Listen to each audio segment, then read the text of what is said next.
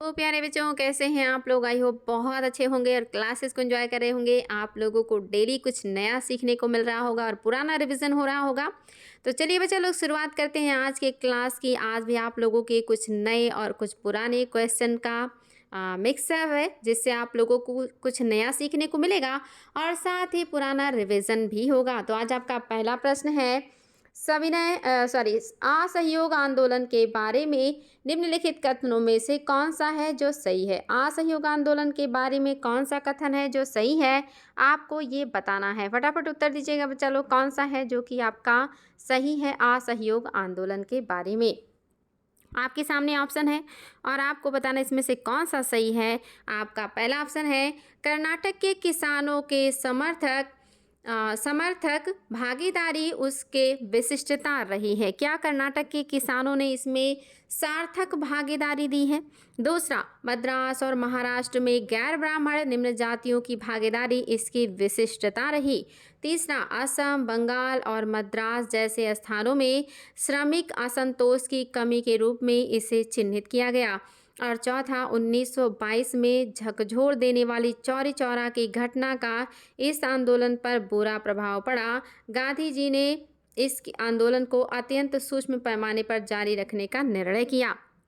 तो बताएंगे बच्चा लोग, इसमें से कौन सा स्टेटमेंट है जो कि आपका सत्य हो जाएगा? फटाफट उत्तर दीजिएगा। बहुत ही शानदार प्रश्न है।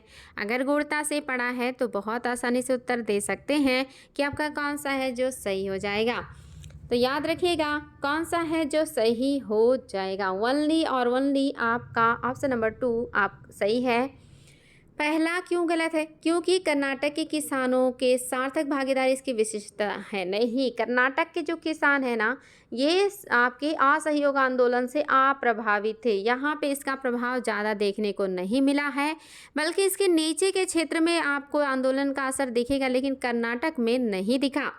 दूसरा जो है आपका, कह रहा है कि मद्रास और महाराष्ट्र में गैर ब्राह्मण निम्न जातियों की भागीदारी इसकी विशिष्टता है। हाँ बिल्कुल, ये सत्य है, लेकिन कर्नाटक में नहीं है। कह रहा, असम, बंगाल और मद्रास जैसे स्थानों में श्रमिक असंतोष की कमी के रूप में इसे चिन्हित किया गया। नहीं, यहाँ पे श्रमिकों में भारी असंतोष दिखा, यहाँ के लोगों ने काफ़ी सपोर्ट किया है, इसलिए आपका तीसरा गलत है। चौथा कह रहा है, 1922 में झकझोर देने वाली चौरी चौरा की घटना का इस आंदोलन पर बुरा प्रभाव पड़ा, जिसके बाद गांधी जी द्वारा इस आंदोलन को अत्यधिक सूक्ष्म पैमाने पर जारी रखने का निर्णय लिया किया गया। नहीं, ऐसा नहीं है, क्योंकि इसके बाद आप सभी को पता है कि बारडोली में कांग्रेस कार्य समिति की बैठक हुई, जहां पे गांधी जी ने इसको पूरी तरह से स्थगित कर दिया, समाप्त घोषित कर दिया। सूक्ष्म स्तर पर इसको जारी नहीं रखा गया, बल्कि वापस ले लिया। इसीलिए तो गांधी जी की बहुत ज़्यादा आलोचना की जाती है। ये उनके जीवन का हो सकता है ये पहली गलती हो या बहुत बड़ी गलती लोगों के द्वारा बताया जाता है। हालांकि बहुत सारी परिस्थितियां उसके लिए जिम्मेदार हैं। किसी को ऐसे गलत कहना इतना आसान नहीं होता है, तो किसी को गलत कहने के लिए उसके बारे में स्टडी भी करना पड़ता है। तो चलिए देखते हैं अगला क्वेश्चन। आपका कथन कारण का है बच्चा लोग। कथन है, साम्यवादियों ने 1931 में अखिल भारतीय ट्रेड यूनियन कांग्रेस को छोड़ दिया था। क्या ये बात सही है कि साम्यवादियों ने 1931 में अखिल भारतीय ट्रेड यूनियन कांग्रेस को छोड़ दिया था? दूसरा कह रहा, 1928 तक साम्यवादियों ने मुख्य राष्ट्रीय आंदोलन के साथ आगे और कार्य करना बंद कर दिया था। क्या ये बात सही है? आपका पहले में है कि दोनों कथन सही हैं और कथन कारण की व्याख्या भी कर रहा है। बी में है दोनों सही हैं लेकिन व्याख्या सही नहीं है। सी में है कथन सही है लेकिन आपका कारण गलत है। और डी में कह रहा कि आपका कथन जो है ये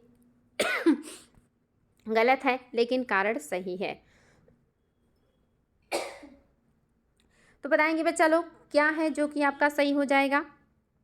निश्चित ही आप लोगों के लिए काफ़ी बढ़िया क्वेश्चन है, और इसके बारे में अगर आपने अच्छे से स्टडी किया है तो निश्चित ही आप इसको बता सकते हैं। कह रहा है कि आपका अक्टूबर 1931 में जो अखिल भारतीय स्तर पर ट्रेड यूनियन कांग्रेस है, इसको साम्यवादियों ने छोड़ दिया था। ये आपका बिल्कुल सही है। दूसरा कह रहा है, साम्यवादी जो आंदोलन है 1928 तक ने मुख्य राष्ट्रीय आंदोलन के साथ आगे कार्य करना बंद कर दिया था। ये भी सही है, क्योंकि कहीं ना कहीं ये धीरे धीरे क्या हो गए, असंतुष्ट हो गए इस तरह के आंदोलन से, और इसीलिए इन्होंने क्या किया, राष्ट्रवादी आंदोलन से अपने आप को पीछे कर लिया था। तो दोनों बातें सही हैं कि साम्यवादियों ने 1931 में अखिल भारतीय ट्रेड यूनियन कांग्रेस को छोड़ दिया था, क्योंकि 1928 तक में जो साम्यवादी हैं ने मुख्य राष्ट्रीय आंदोलन के साथ आगे और कार्य करना बंद कर दिया था। तो इस तरह से आपकी दोनों बातें सही हैं और आपका कथन कारण की व्याख्या भी कर रहा है। आपका ऑप्शन नंबर फर्स्ट बिल्कुल सही है। नेक्स्ट देखिए, निम्न में से कौन सा सही युग्म सुमेलित नहीं है? इसमें से कोई एक है जो सुमेलित नहीं है, बाकी सभी सुमेलित हैं, और जो सुमेलित नहीं है वो आप सभी को पता है। क्या रॉलेट एक्ट 1919 में आया था? क्या नमक मार्च 1938 की घटना है? क्या चौरी चौरा कांड 1921 में हुआ था? क्या आपका द्वितीय गोलमेज सम्मेलन 1931 की घटना है? बताएंगे बच्चा लोग आपका कौन सा है जो कि सही सुमेलित नहीं है। बहुत ही आसान है और आप सभी लोग इसका उत्तर बहुत आसानी से दे सकते हैं। निश्चित तौर पे आप कोई दिक्कत होना ही नहीं है कि आपका नमक जो मार्च है ये 1930 की घटना है, 38 नहीं है। हालांकि ये किस जगह 22 होता तो और भी सही था, लेकिन कोई बात नहीं है। आपका जो गलत है वो आपका दूसरा सही नहीं है, बाकी तब भी आपके क्या हैं वो सत्य हैं, तो आपका दूसरा सत्य नहीं है। नेक्स्ट देखिए, पंजाब नौजवान भारत सभा के संबंध में सर्वाधिक समुचित वर्णन क्या होगा? आपको बताना है कि उनकी आकांक्षा क्या थी। पंजाब जो नौजवान भारत सभा बना था, इसका आकांक्षा क्या थी आपको ये बताना है।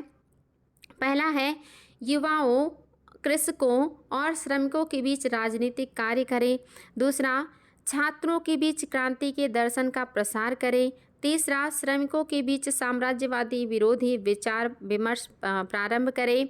चौथा, पंजाब के ट्रेड यूनियन आंदोलन की रचना में सहायक हों। तो बताएंगे बच्चा लोग पंजाब नौजवान भारत सभा के संबंध में सर्वाधिक समुचित वर्णन क्या होगा, यानी कि उनकी आकांक्षा क्या थी।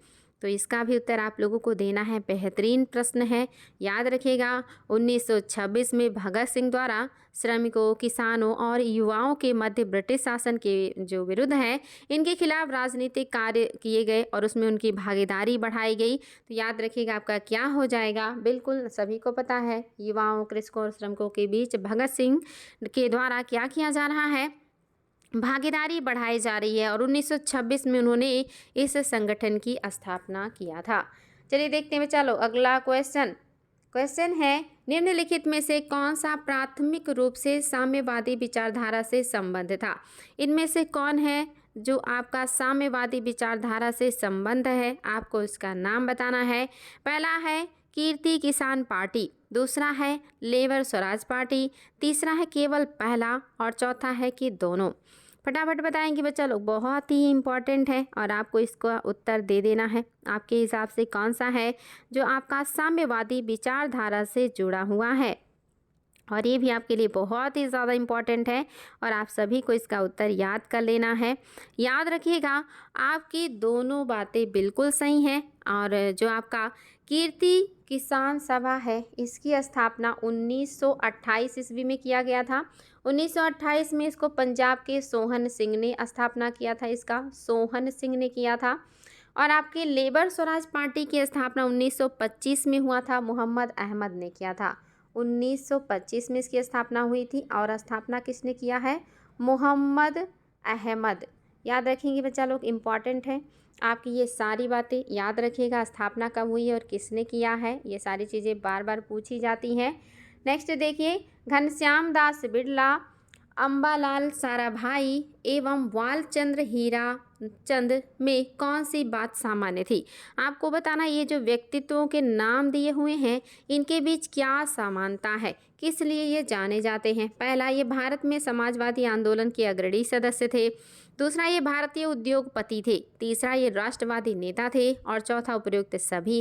अब आपको बताना है घनश्याम दास बिड़ला, अम्बालाल साराभाई और बालचंद्र हीरा चंद्र जो हैं ये किस बात में सामान्यता या साम्यता रखते हैं। और ये भी अपने आप में बेहतरीन प्रश्न है, हालांकि बहुत ही आसान और कॉमन सेंस का है। याद रखिएगा ये सभी लोग भारत के उद्योगपति हैं। ऑप्शन नंबर 2 आपका बिल्कुल सही है।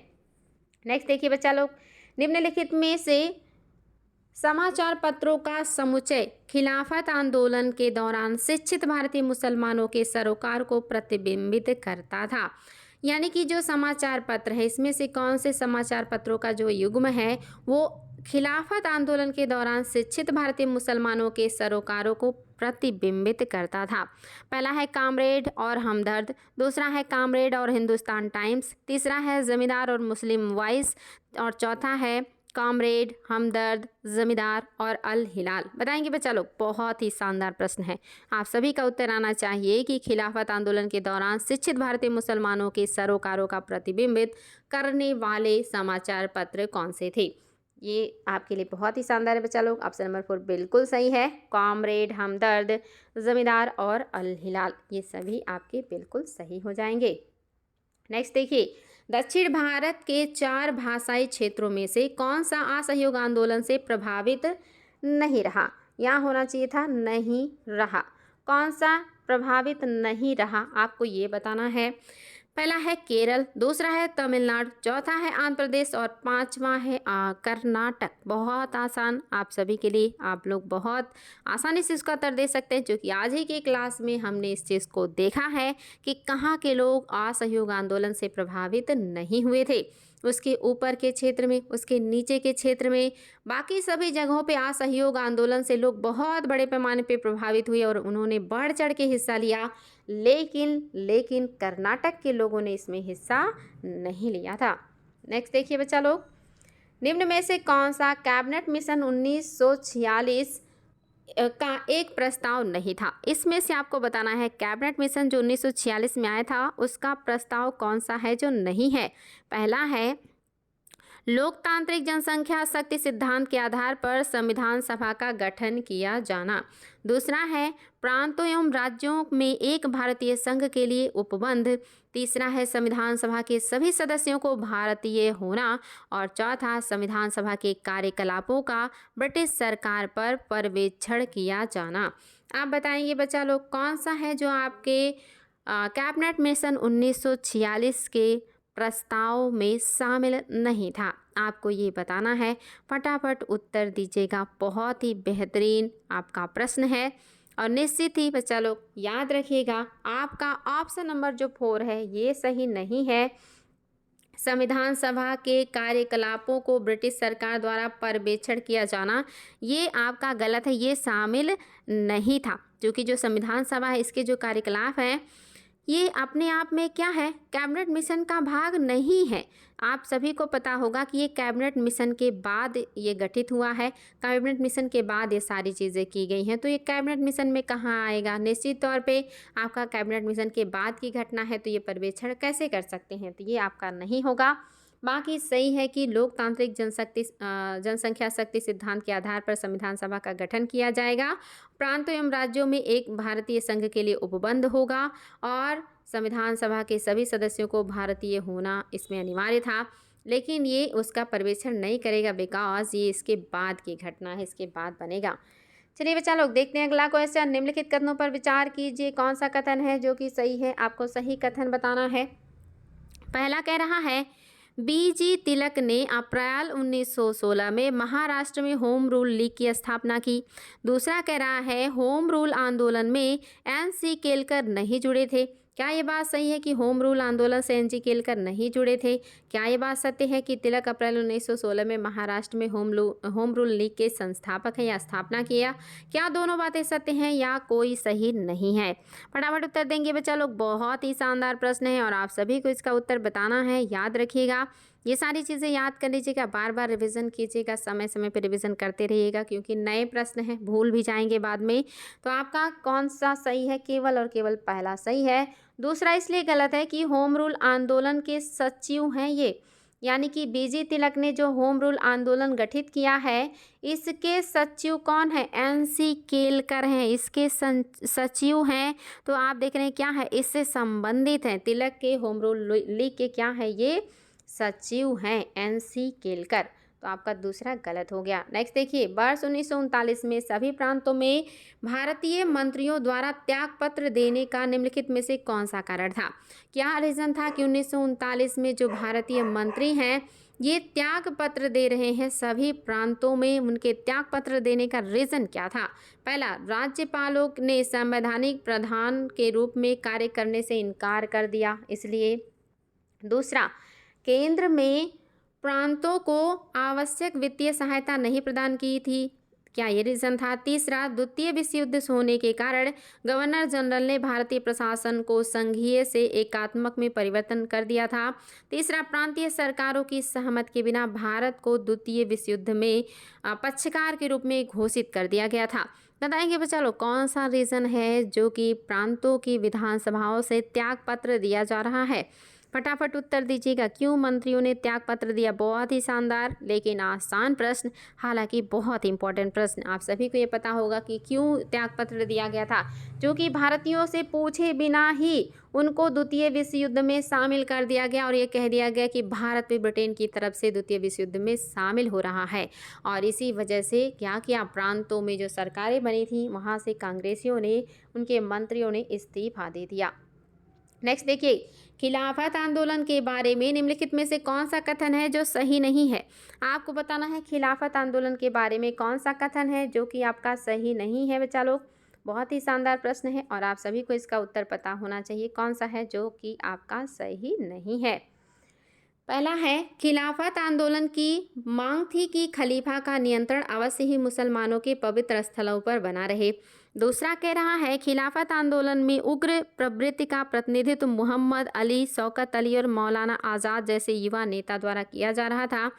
तीसरा कह रहा है, भारतीय मुसलमान नेताओं ने खिलाफत का एक प्रतीक के रूप में प्रयोग किया है जिसमें भारतीय मुसलमान समुदाय को संगठित किया जा सके। और चौथा, 1920 में केंद्रीय खिलाफत समिति ने दिल्ली समारोह में एक विशाल असहयोग आंदोलन को शुरू करने का निर्णय लिया। आप बताएंगे बच्चा लोग कौन सा है जो कि आपका सही नहीं है? फटाफट उत्तर दीजिएगा। बहुत ही बेहतरीन क्वेश्चन है और आप सभी को इसका उत्तर देना है, बहुत ही गूढ़ भी है। देखते हैं आप लोग सही उत्तर प्राप्त कर पाते हैं या नहीं। तो बताएंगे खिलाफत आंदोलन के बारे में कौन सा कथन है जो कि आपका सही नहीं है? तो आपका ऑप्शन नंबर जो 4 है ये सत्य नहीं है, जो कि 1920 में जो खिलाफत आंदोलन है इसका जो अधिवेशन हुआ था वो आपका दिल्ली में ना होकर के इलाहाबाद में हुआ था। अगर इलाहाबाद में होगा तो फिर क्या हो गया, गलत हो गया। बाकी बातें बिल्कुल सही हैं कि खिलाफत आंदोलन की मांग थी कि खलीफा का नियंत्रण आवश्यक ही मुसलमानों के पवित्र स्थलों पर बना रहे और खिलाफत आंदोलन में उग्र प्रवृत्ति का प्रतिनिधित्व मोहम्मद अली, शौकत अली और मौलाना आज़ाद कर रहे थे और भारतीय मुसलमान नेताओं ने खिलाफत का एक प्रतीक के रूप में प्रयोग किया है और जिससे भारतीय मुसलमान समुदाय को संगठित किया जा सके। तो सारी बातें सही हैं, आप सभी को ये चीज़ें बिल्कुल कन्फर्म होंगी। याद रखिएगा इलाहाबाद में सम्मेलन हुआ था। नेक्स्ट है, चटगांव समूह के बारे में कौन सा कथन सही नहीं है? चटगांव समूह के बारे में कौन सा कथन सही नहीं है आपको ये बताना है। पहला है, गणेश घोष, लोकनाथ बाल और अनंत सिंह सहित बड़ी संख्या में युवाओं ने इसकी सदस्यता ग्रहण की थी। दूसरा, इसके नेता सूर्यसेन समूह में जुड़ने के पहले ढाका में वकील थे। तीसरा, सूर्यसेन और उनका समूह चटगांव में कांग्रेस के कार्य से निकटता से जुड़े थे। चौथा, इस समूह ने चटगांव में शस्त्रागार पर अधिकार करने की एक कार्य योजना बनाई थी। आप बताएंगे बच्चा लोग चटगांव समूह के बारे में कौन सा बात है जो सही नहीं है? बहुत ही शानदार प्रश्न है। अगर आपने इसको टॉपिक को अच्छे से पढ़ा है तो गलत नहीं करेंगे। अगर आप लोगों ने अच्छे से नहीं पढ़ा होगा तो निश्चित इसमें आपका रॉन्ग हो सकता है। तो ध्यान से देखिए और उत्तर दीजिए कौन सा है जो आपका सही नहीं है चटगांव के बारे में। और आप लोग इसको बहुत आसानी से बता सकते हैं। अगर आपने देखा होगा कि जो आपके सूर्यसेन हैं ये क्या है, ये वकील नहीं है बल्कि क्या है, टीचर हैं, शिक्षक हैं। ये वकील नहीं है, शिक्षक है, इसीलिए इनको मास्टर दा भी कहा जाता था। यानी कि ये क्या है, वकील नहीं है बल्कि शिक्षक है। इसीलिए आप लोगों को ये सारी चीज़ें बिल्कुल पता होनी चाहिए। तो इसमें कोई समस्या नहीं होना चाहिए बच्चा लोग। इनको मास्टर दा कहा जाता था। ये वकील नहीं थे, पेशे से टीचर थे, शिक्षक थे, और इन्होंने और इनके स्टूडेंट लोगों ने मिल करके ही इस काम को अंजाम दिया था। नेक्स्ट देखिए, भारत छोड़ो आंदोलन की एक मुख्य विशेषता निम्नलिखित में से कौन सी है? कौन सी विशेषता भारत छोड़ो आंदोलन की है, आपको ये बताना है। फटाफट उत्तर दीजिएगा। भारत छोड़ो आंदोलन की एक मुख्य विशेषता कौन सी है? पहला है, इस आंदोलन में स्त्रियों ने प्रमुख भूमिका नहीं निभाई। दूसरा है, आंदोलन के दौरान महाराष्ट्र में नासिक एक महत्वपूर्ण क्षेत्रीय आधार था। तीसरा, यह जमींदार विरोधी हिंसा के रूप में चिन्हित था। और चौथा, भारत के विभिन्न भागों में यह समानांतर सरकार के उभार के रूप में चिन्हित था। बताएंगे भारत छोड़ो आंदोलन की मुख्य विशेषता कौन सा है? कोई एक ही है जो आपका सही है, बाकी सब सही नहीं है। आपको बताना है कौन सा है जो कि आपका सही हो जाएगा। फटाफट उत्तर दीजिएगा, आपके लिए बहुत ही शानदार प्रश्न है। तो याद रखिएगा बच्चा लोग, कौन सा है जो आपका सही है? केवल और केवल 4 सही है। पहला क्यों गलत है? इस आंदोलन में स्त्रियों की प्रमुख भूमिका थी, कह रहा नहीं थी, इसलिए गलत हो गया। दूसरा कह रहा आंदोलन के दौरान महाराष्ट्र में नासिक एक महत्वपूर्ण क्षेत्रीय आधार था। नहीं, आपका जो महाराष्ट्र का नासिक है ये क्षेत्रीय आधार नहीं था, बल्कि ये बहुत बड़े पैमाने पे आंदोलन किया गया था। ये चीज़ आप सभी को पता होगा कि आपके इसी समय बहुत सारे समानांतर सरकारें भी बनाई गई थी। बलिया में, सतारा में, मिदनापुर में समानांतर सरकार भी गठित किया गया था। और इसमें छोटे जमींदार और कृषकों की भूमिका बहुत ही ज़्यादा सराहनीय है। उन्होंने इसमें बढ़ चढ़ के हिस्सा लिया था। तो इसलिए आपका केवल और केवल चौथा सही है, बाकी बातें आपकी सही नहीं है। ये चीज़ें आपको बिल्कुल क्लियर होना चाहिए। नेक्स्ट देखिए, निम्नलिखित में से कौन सी विशेषता खिलाफत आंदोलन के विवरण नहीं देता? यानी कि खिलाफत आंदोलन के बारे में क्या सही नहीं है, उसकी विशेषता क्या नहीं है? पहला है, महात्मा गांधी इसे असहयोग आंदोलन से संबंधित करना चाहते थे। दूसरा है, यह कांग्रेस द्वारा समर्थित नहीं था। तीसरा, इसकी मांग थी कि तुर्की सुल्तान ऑटोमन साम्राज्य से पहले मुस्लिम पवित्र स्थलों पर नियंत्रण करे। चौथा, इनका नेतृत्व मोहम्मद अली और शौकत अली द्वारा किया गया था। कोई एक है जो सही नहीं है और आपको वही बताना है। फटाफट उत्तर दीजिएगा। खिलाफत आंदोलन का कौन सा है जो है विवरण नहीं है या उसका प्रावधान नहीं है? आप सभी को इसका उत्तर देना है और आप सभी को पता भी होना चाहिए। बहुत ही बेहतरीन प्रश्न है। और ये तो बिल्कुल सही है कि महात्मा गांधी ने इसे असहयोग आंदोलन से संबंधित करना चाहते थे, उसी की पहले ही आंदोलन आपका चल रहा था। आपको सही नहीं है बताना है। तो दूसरा सही नहीं है, जो कि कांग्रेस द्वारा इसको समर्थन प्राप्त था। ये कह रहा है कांग्रेस ने समर्थन नहीं दिया था, इसलिए आपका क्या हो गया? दूसरा गलत है। बाकी सही है कि यहाँ पे तुर्की सुल्तान ऑटोमन साम्राज्य का ये पवित्र स्थल था और इसका नेतृत्व मोहम्मद अली और शौकत अली द्वारा किया गया था। ये बात भी सही है। केवल और केवल आपका दूसरा सही नहीं है। नेक्स्ट है आपका, सविनय अवज्ञा आंदोलन के दौरान निम्नलिखित में से किस रियासत ने कांग्रेस का समर्थन नहीं किया? आपको बताना है किस रियासत ने कांग्रेस का समर्थन नहीं किया है बच्चा लोग। पहला है भावनगर, दूसरा है मैसूर, तीसरा है जूनागढ़ और चौथा है काठियावाड़। बहुत ही आसान है, आज सभी के लिए कॉमन सेंस का है। आज की क्लास में ये बार बार आ रहा है और अगर आप लोग ध्यान देंगे तो बहुत आसानी से इसको सॉल्व कर सकते हैं कि ये सविनय अवज्ञा आंदोलन के दौरान किस रियासत ने कांग्रेस का समर्थन नहीं किया है। तो याद रखेंगे बच्चा लोग, आपने देखा ना, कर्नाटक जो है इन सब चीज़ों से बहुत ज़्यादा छूता है और कर्नाटक का ही तो हिस्सा है मैसूर। तो आपका मैसूर जो है ये नहीं होगा। नेक्स्ट देखिए, भारत छोड़ो आंदोलन के बारे में कौन सा कथन सही नहीं है? भारत छोड़ो आंदोलन के बारे में क्या सत्य नहीं, आपको ये बताना है। पहला है, यह अगस्त 1942 में शुरू हुआ था। दूसरा, अहमदाबाद टेक्सटाइल मिलों में 3 माह से अधिक समय तक हड़ताल रही। तीसरा, मुस्लिम लीग और हिंदू महासभा ने इस आंदोलन में सक्रिय रूप से भाग लिया था। और चौथा, कम्युनिस्ट पार्टी ने आंदोलन का समर्थन नहीं किया था। आप बताइए कौन सा है जो सही नहीं है? और जो सही नहीं है वो आप सभी को पता होना चाहिए, बिकॉज वो बहुत इंपॉर्टेंट है और कॉमन सेंस का भी है। साथ ही अगर आपने पढ़ा होगा भारत छोड़ो आंदोलन तो ये तथ्य आपके बिल्कुल क्लियर होंगे, और अगर नहीं है तो कोई बात नहीं है। जब से जागे तभी से सवेरा, यानी कि सीखने की ज़रूरत है। अगर आपको मिल रहा है सारी चीज़ तो सीख लीजिए, कोई दिक्कत नहीं है। आप सभी को पता होगा कि मुस्लिम लीग और हिंदू महासभा इस आंदोलन में सक्रिय रूप से भागीदारी नहीं कर रहे हैं। ये लोग इसका खिलाफत कर रहे हैं, इसको सपोर्ट नहीं कर रहे हैं। पहला बिल्कुल सही है, अगस्त 1942 में हुआ और साथ ही अहमदाबाद टेक्सटाइल मिलों में 3 माह से अधिक समय तक हड़ताल रही और कम्युनिस्ट पार्टी ने आंदोलन का समर्थन नहीं किया। ये बात भी सही है। आपका केवल और केवल तीसरा सत्य नहीं है। नेक्स्ट देखिए, कैबिनेट मिशन प्लान ने भारत के लिए निम्नलिखित में से किस पर विचार किया? कैबिनेट मिशन प्लान ने भारत के लिए किस पर विचार किया था बच्चा लोग बताएंगे। बहुत ही शानदार प्रश्न है। महासंघ, परिसंघ, एकात्मक शासन प्रणाली या राज्यों का संघ? बताएंगे बच्चा लोग। बेहतरीन क्वेश्चन है, फटाफट उत्तर दीजिएगा कि कैबिनेट मिशन प्लान ने भारत के लिए किसका समर्थन किया था। उत्तर दीजिएगा आप सभी लोग। निश्चित ही आप सभी को पता होगा कि भारत क्या है, राज्यों का एक संघ है। यानी कि जो आपका कैबिनेट मिशन है जो कि 24 मार्च 1946 में आया था, इसने घोषणा किया था कि ब्रिटिश सरकार जो है वो देशी राज्यों को मिला करके एक अखिल भारतीय संघ का निर्माण करेगा, यानी कि एक महासंघ का निर्माण करेगा। तो बच्चा लोग क्या हो गया है, महासंघ हो गया है। ऑप्शन नंबर फर्स्ट बिल्कुल सही है। नेक्स्ट है, निम्नलिखित में से कौन सा युग्म सही सुमेलित नहीं है? कौन सा है जो सही सुमेलित नहीं है? आपके पास 3 ऑप्शन है और जो सही सुमेलित नहीं है वो आप सभी को पता है, तो फटाफट उत्तर दे दीजिए। एनी बेसेंट होम रूल, दूसरा कह रहा है सुरेंद्र नाथ सिंह असहयोग आंदोलन और तीसरा विनोबा भावे भूदान आंदोलन। निश्चित ही बच्चा लोग आज का सबसे आसान क्वेश्चन, सुरेंद्र नाथ सेन जो है ये असहयोग आंदोलन से नहीं जुड़े हैं। आपका बाकी बिल्कुल सही है, इसमें कोई समस्या है ही नहीं। नेक्स्ट देखिए, भारतीय स्वतंत्रता संग्राम के दौरान गोलमेज सम्मेलन के रूप में जानी जाने वाली बैठकों की श्रृंखला मुख्यतः किस पर चर्चा के लिए आयोजित किया गया था? आपका जो गोलमेज हुआ है लगातार वो किस लिए आपका किया गया? पहला है स्वतंत्रता को मंजूरी, दूसरा है धार्मिक विरोधों का समाधान, तीसरा है शैक्षिक और सामाजिक सुधार और चौथा है न्यायिक प्रणाली की संरचना। बताएंगे बच्चा लोग, बेहद इंपॉर्टेंट क्वेश्चन और आप सभी को इसका उत्तर पता होगा क्योंकि ये बहुत ही आसान है।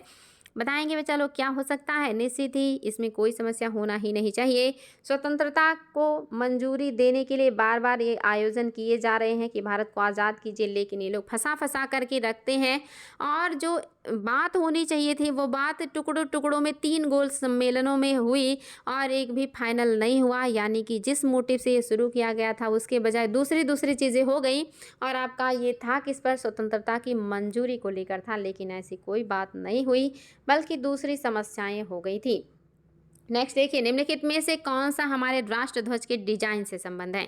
कौन है जिन्होंने हमारे राष्ट्र ध्वज के डिजाइन को तैयार किया है बच्चा लोग? पहले है पिंगली वेंकैया, दूसरे हैं पोट्टी श्री रामलू, तीसरे हैं टांगुटुरी प्रकाशम पुत्तुल और चौथा है बेरे सिलिंगम पुत्तुल। बताएंगे बच्चा लोग किसने हमारे राष्ट्रीय ध्वज को सबसे पहले डिज़ाइन किया था और उसमें कौन से कलर थे? अगर आपको पता है तो भी बता दीजिए। और आपके लिए बेहतरीन प्रश्न है, अगर याद है तो बहुत अच्छी बात, अन्यथा सभी को ये पता होना चाहिए कि आपका ऑप्शन नंबर फर्स्ट बिल्कुल सही है। पिंगली वेंकैया ने पहली बार जो तिरंगा बनाया था उसमें एक लाल कलर था और दूसरा था हरा कलर जो था ये मुस्लिम धर्म को आप जो है निरूपित करता था और जो लाल कलर था ये हिंदू धर्म के लिए था। आगे चल करके इसमें सफ़ेद कलर जोड़ दिया गया और बीच में चरखा बना हुआ था और फिर आगे चल करके केसरिया, सफ़ेद और ग्रीन कलर का तिरंगा हमने अपनाया था, जो कि अब हमेशा के लिए हमारा जो है राष्ट्रीय ध्वज के रूप में विख्यात हो गया है। तो याद रखिएगा, आपका लास्ट में हमने 3 कलर के झंडे को अपना लिया था। नेक्स्ट है आपका चौरी चौरा की घटना किसके स्थगन से संबंधित है? कौन से आंदोलन के स्थगन से संबंधित है बच्चा लोग? इसमें आप लोग को कोई दिक्कत होना ही नहीं चाहिए, सभी को पता है क्या हो जाएगा। असहयोग आंदोलन, भारत छोड़ो आंदोलन, सविनय अवज्ञा आंदोलन या बारडोली? तो इसमें दिक्कत ही नहीं, ऑप्शन की आवश्यकता ही नहीं। असहयोग आंदोलन के समय ये हुआ था। और आपका जो तिरंगा 3 रंग का केसरिया, वाइट और हरा हमने अपनाया था, ये हमने कहाँ अपनाया था? 1931 के कराची अधिवेशन में केसरिया, सफ़ेद और हरे रंग का जो है तिरंगा अपनाया था। नेक्स्ट देखिए बच्चा लोग, लौह पुरुष किसे कहा जाता है? इसमें तो कोई दम ही नहीं है, बचपन से पढ़ा है आप लोगों ने, वल्लभ भाई पटेल को लौह पुरुष कहा जाता है। Very very easy question. Next देखिए, निम्नलिखित में से किस से एनी बेसेंट का संबंध नहीं है? इनमें से कौन सा है जो कि एनी बेसेंट से संबंधित नहीं है? पहला है हिंदू केंद्रीय हिंदू महाविद्यालय की स्थापना से, दूसरा होम रूल लीग की स्थापना से, तीसरा भारत छोड़ो आंदोलन से। अब आपको बताना इसमें से किससे एनी बेसेंट नहीं जुड़ी हैं, और ये भी आपके लिए बहुत आसान है। निश्चित ही आप सभी को पता होना चाहिए कि भारत छोड़ो आंदोलन से एनी बेसेंट नहीं जुड़ी है। इस आंदोलन में इनका कहीं भी नाम नहीं आता। हिंदू विद्यालय ही आगे चल के महाविद्यालय विश्वविद्यालय बन गया, तो उससे तो जुड़ी है। होम रूल लीग की तो स्थापना इन्होंने किया ही है, तो निश्चित ही बाकी दो बात सही है, लेकिन तीसरा सत्य नहीं है। दांडी मार्च का संबंध किस आंदोलन से है? सविनय अवज्ञा आंदोलन, असहयोग आंदोलन, भारत छोड़ो आंदोलन, स्वदेशी और बहिष्कार आंदोलन। ये भी बहुत आसान है, आप सभी को पता है। स्वदेशी तो होगा नहीं, 1905 और 6 की घटना है। भारत छोड़ो होगा नहीं, 1942 की घटना है। सविनय अवज्ञा और असहयोग 1922, 21-22 या 20-21 की घटना है। सविनय अवज्ञा आंदोलन ही दांडी मार्च से जुड़ा हुआ है। इसी के साथ सविनय अवज्ञा आंदोलन शुरू हो गया था, नमक कानून के तोड़ने के साथ ही। नेक्स्ट देखिए बच्चा लोग, बहुत ही शानदार प्रश्न है। 1930 में किसने इंडियन रिपब्लिकन आर्मी के नाम से स्वाधीनता घोषणा जारी किया था? बताएंगे बच्चा लोग, कौन है जो इंडियन रिपब्लिकन आर्मी के नाम से स्वाधीनता घोषणा जारी कर रहे हैं? आपको उनका नाम बताना है, और ये घटना 1930 की है। सचिंद्रनाथ सन्याल, चंद्रशेखर आजाद, सूर्यसेन और भगत सिंह। बताएंगे 1930 में किसने इंडियन रिपब्लिकन आर्मी के नाम से स्वाधीनता घोषणा जारी किया है? बहुत ही शानदार प्रश्न है। आपने नाम अभी सुना है सूर्यसेन का, जिनको मास्टर दा कहा जाता है। यही IRA के स्थापना किए हैं या संस्थापक हैं। इसी से प्रीति लता वाडेकर भी जुड़ी हुई है, तो कौन हो जाएंगे? सूर्यसेन हो जाएंगे। जो है IRA के, यानी कि इंडियन रिपब्लिकन आर्मी के संस्थापक ये माने जाते हैं। बहुत ही शानदार व्यक्तित्व थे, ये मास्टर थे, और इन्होंने अपने ही छात्रों को अंग्रेजों के खिलाफ तैनात किया था। बेहतरीन काम किया था इन्होंने। 1944 में गांधी जिन्नावाद के असफल होने का आधार था। क्या रीज़न था, क्या आधार था जो 1944 में गांधी जिन्नावार्ता के असफल होने का आधार था? पहला है बेबेले योजना, दूसरा है भारत का विभाजन, तीसरा है राजगोपालाचारी सूत्र, और चौथा है कैबिनेट मिशन प्लान।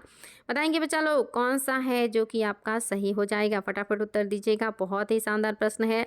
आप सभी को पता होगा गांधी और जिन्ना की वार्ता लंबी चल रही थी। जिन्ना पाकिस्तान के जिद पे अड़े हुए थे, गांधी का मतलब जिद था कि भारत का विभाजन नहीं होगा, और इस वार्ता के दरमियान कई जो है वार्ताएं हुई, और उसमें असफलता ही हाथ लगा।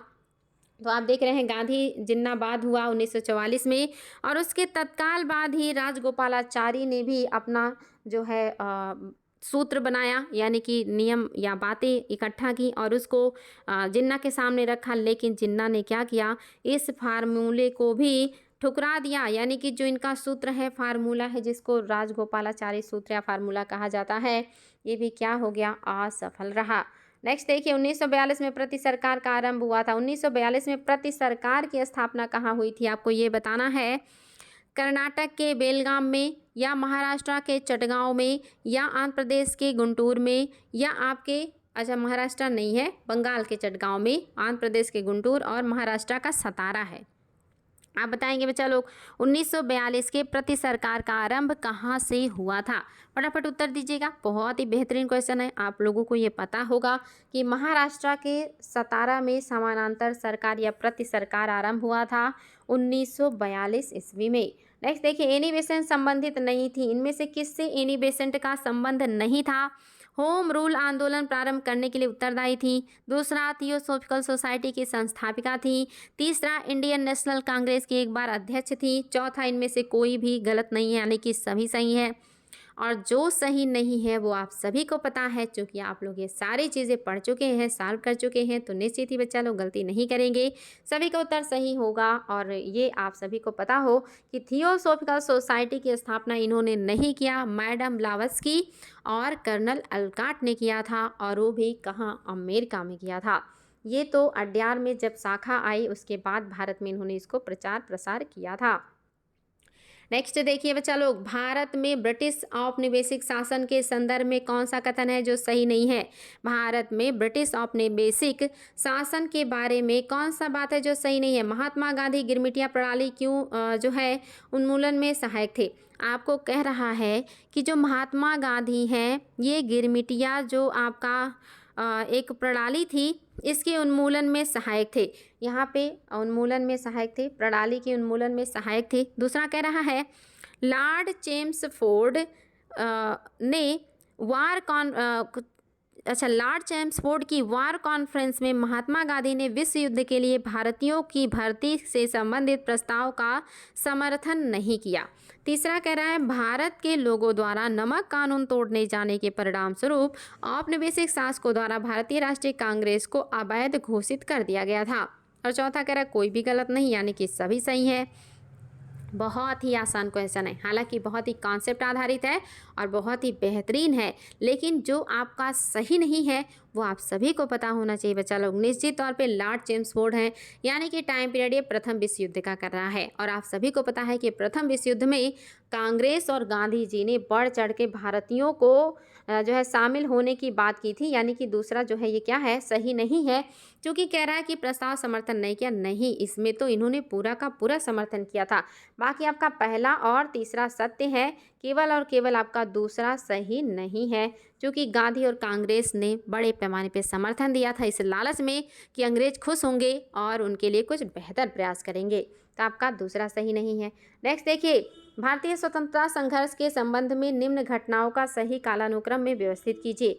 ये घटना आपके सामने है और आपको इसको कालानुक्रम में लगाना है। ये लगाना आपके लिए बेहद आसान है, क्योंकि सब कुछ आपका पढ़ा हुआ है। पहला है रॉयल इंडियन नेवी में गदर, यानी कि जो है विद्रोह। दूसरा कह रहा है भारत छोड़ो आंदोलन का प्रारंभ। तीसरा कह रहा है द्वितीय गोलमेज सम्मेलन। तो बताएंगे बच्चा लोग कौन सा है जो कि आपका सही कालानुक्रम में हो जाएगा, पहला दूसरा तीसरा और चौथे में, यानी कि ए में है पहला दूसरा तीसरा, सी में है दूसरा पहला और तीसरा, और आपका नेक्स्ट है सी 3 और 2 1, और आपका डी है 3 1 2। तो निश्चित ही बच्चा लोग आप सभी को पता होगा कि द्वितीय गोलमेज सम्मेलन 1931 की घटना है, भारत छोड़ो 1942 की घटना है, नेवी आंदोलन जो हुआ 1946 में हुआ है। तो क्या हो जाएगा आपका, सबसे पहले तीसरा होगा, फिर दूसरा होगा, और फिर आपका क्या हो जाएगा, पहला, यानी कि सेम अपोजिट हो जाएगा, तीसरा दूसरा और पहला। ऑप्शन नंबर सी बिल्कुल ही करेक्ट है, आप सभी को इसका उत्तर पता है। नेक्स्ट देखिए बच्चा लोग, 1927 की बटलर कमेटी का उद्देश्य क्या था। 1927 में बटलर कमेटी का गठन किया गया था, किस उद्देश्य से यह बनाया गया था आपको ये बताना है। पहला है केंद्रीय एवं प्रांतीय सरकारों की आधिकारिता निश्चित करना। दूसरा भारत के सेक्रेटरी ऑफ स्टेट की शक्तियां निश्चित करना। तीसरा राष्ट्रवादी प्रेस पर सेंसर व्यवस्था अधिरोपित करना। और चौथा भारत सरकार एवं देशी रियासतों के बीच संबंध सुधारना। बताएंगे बच्चा लोग, ये सभी को पता होना चाहिए, क्योंकि ये बार बार आयोग के द्वारा पूछा जाता है कि बटलर कमेटी किससे संबंधित था, या इसकी जो स्थापना है ये क्यों की गई थी। तो इसको याद रखिएगा, 1927 में इस समिति का जो है स्थापना किया गया था, और रीज़न क्या था, जो भारत सरकार है और जो देशी रजवाड़े हैं इनके बीच संबंध को सुधारना। ऑप्शन नंबर 4 आपका बिल्कुल सही है, और ये भी आपके लिए बहुत इंपॉर्टेंट क्वेश्चन था। नेक्स्ट देखिए बच्चा लोग, रॉलेट एक्ट सत्याग्रह के संदर्भ में कौन सा कथन है जो सही नहीं है, आपको सही नहीं है वो बताना है। पहला है रॉलेट अधिनियम सोडिसन कमेटी की सिफारिश पर आधारित था। दूसरा कह रहा है रॉलेट सत्याग्रह में गांधी जी ने होम रूल लीग के सदस्यों का सहयोग देने का प्रयास किया। तीसरा कह रहा है साइमन कमीशन के आगमन के विरुद्ध हुए प्रदर्शन रॉलेट सत्याग्रह के साथ साथ हुए थे। और आपका चौथा कह रहा है कि कोई भी गलत नहीं है, यानी कि सभी सही है। बहुत ही बेहतरीन प्रश्न है बच्चा लोग, सारे स्टेटमेंट आपके लिए बहुत इंपॉर्टेंट हैं, और आपको बताना कौन सा है जो गलत है, और जो गलत है वो बिल्कुल कॉमन सेंस का है। अगर आपने हिस्ट्री को पढ़ा है तो निश्चित ही गलती नहीं करेंगे, और अगर आप बारीकी से ध्यान नहीं देंगे तो गलती हो जाएगी। हालांकि बहुत ही कॉमन सेंस का है बच्चा लोग, बिल्कुल भी आप लोग गलत ना करें तो बहुत अच्छी रहेगा। तो ये पता होगा आप सभी को, तीसरा सही नहीं है, क्योंकि साइमन कमीशन तो 1927 में गठित हो रहा है, 1927 में गठित हो रहा है, 28 में आ रहा है, और रॉलेट एक्ट सत्याग्रह तो 1919 की घटना है। तो इन दोनों में कहाँ समकक्ष होंगे, 1927 1919 आप देख रहे हैं लगभग 7-8 सालों का अंतर है, तो आपके समानांतर या समकक्ष नहीं चल सकते। तो आपका तीसरा सही नहीं है, बाकी बिल्कुल सही है कि रॉलेट अधिनियम जो है सोडिसन कमेटी की सिफारिश पर आधारित था, और इस समय होम रूल लीग चल रहा था जिसको गांधी जी ने क्या किया है, सहयोग करने का प्रयास किया। तो तीसरा सत्य नहीं है, बाकी बिल्कुल सही है। आज का आपका आखिरी प्रश्न है, और ये आपके लिए काफ़ी आसान लेकिन बहुत ही इम्पॉर्टेंट प्रश्न है। चलिए बच्चा लोग शानदार तरीके से फटाफट उत्तर दे दीजिए। इनमें से किसने अप्रैल 1930 में नमक कानून तोड़ने के लिए तंजौर तट पर एक अभियान शुरू किया था? बताएंगे कौन से हैं जिन्होंने तंजौर तट पर एक अभियान संगठित किया है जब अप्रैल 1930 में नमक कानून तोड़ने के लिए जो है आंदोलन चल रहा था। उस समय तंजौर में कौन इसका आंदोलन को बढ़ावा दे रहा है या नमक कानून तोड़ रहा है? पहले है V.O. चिदम्बरम पिल्लई, दूसरा है C. राजगोपालाचारी, तीसरा है K. कामराज और चौथा है एनी बेसेंट। बताएंगे बच्चा लोग, शानदार प्रश्न है और आप सभी को इसका उत्तर पता होना चाहिए कि तंजौर जो कि तमिलनाडु राज्य में पड़ता है, वहाँ पे कौन है जो कि नमक कानून तोड़ने का काम कर रहे हैं। तो ये भी याद रखिएगा बच्चा लोग, तंजौर जो कि तमिलनाडु राज्य में है, यहाँ पे सी राजगोपालाचारी ने तिरुचिरापल्ली नामक स्थान से वेदारण्य तक का यात्रा किया था पैदल। तिरुचिरापल्ली से वेदारण्य तक का यात्रा किया पैदल और समुद्र तट के किनारे पहुंच करके नमक कानून को तोड़ा था। याद रखिएगा, बहुत ही ज़्यादा ये इम्पॉर्टेंट है। जैसे गांधी जी ने साबरमती आश्रम से पैदल यात्रा किया था, ऐसे इन्होंने तिरुचिरापल्ली से वेदारण्य तक की यात्रा पैदल किया था। तो इसलिए याद रखिएगा, बहुत ही शानदार प्रश्न है। तो आगे बढ़ेंगे और आज के क्लास को समाप्त करेंगे और कल हम लोग फिर से मिलेंगे और शानदार प्रश्नों के साथ मिलेंगे। बहुत सारी नई चीज़ों को सीखेंगे, पुरानी चीज़ों को रिवीजन करेंगे और अपने ज्ञान को बढ़ाएंगे। तो बच्चा लोग खूब मेहनत कीजिए, जितना टाइम मिले, जितना आपका शरीर आपका साथ दे, जितना आपका दिमाग आपका साथ दे, उतना मेहनत कीजिए, पढ़ाई कीजिए। हम लोग ऐसे ही क्लास को लेते रहेंगे, ज्ञान को बढ़ाते रहेंगे। आज के लिए इतना ही। आप सभी को थैंक यू सो मच।